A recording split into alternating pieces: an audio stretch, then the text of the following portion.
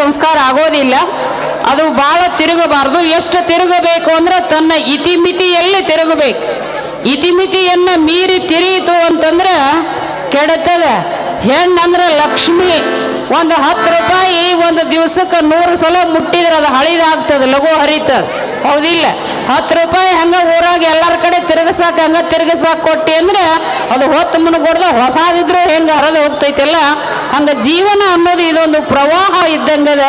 ಈ ಪ್ರವಾಹ ಜೀವನ ಮಳೆಯಾದ ನೀರು ಹೇಗೆ ಸಮುದ್ರಕ್ಕೆ ಸೇರುತ್ತಾವೆಯೋ ಆಗ ನಾವು ನೀವೆಲ್ಲರೂ ಶಾಂತದಿಂದ ಹುಟ್ಟಿ ಬಂದು ಶಾಂತಿಯ ಪಥಕ್ಕೆ ಹೋಗಬೇಕಂತಕ್ಕಂಥ ಆ ಸ್ವಾರಸ್ಯ ಈ ಯಾವ ನಾಟಕದಲ್ಲಿ ತುಂಬಿದ. ತಾವೆಲ್ಲರೂ ಸಮಾಧಾನದಿಂದ ಕುಂತು ನಾಟಕದ ರಹಸ್ಯವನ್ನು ತಿಳಿದುಕೊಂಡು ಊಟ ಮಾಡ್ಬೇಕಾದ್ರೆ ಕಲ್ಲ ಹಳ್ಳ ಎಲ್ಲ ತಿನ್ನಂಗಿಲ್ಲ.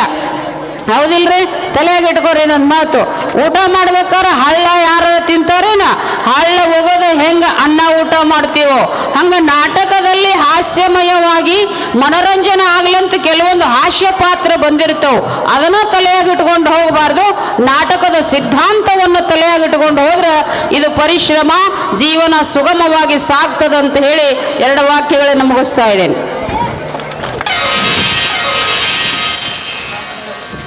ಧನ್ಯವಾದಗಳು ಮಾತೋಶ್ರೀ ಅನಸೂಯತಾಯಿ ಅಮ್ಮನವರಿಗೆ.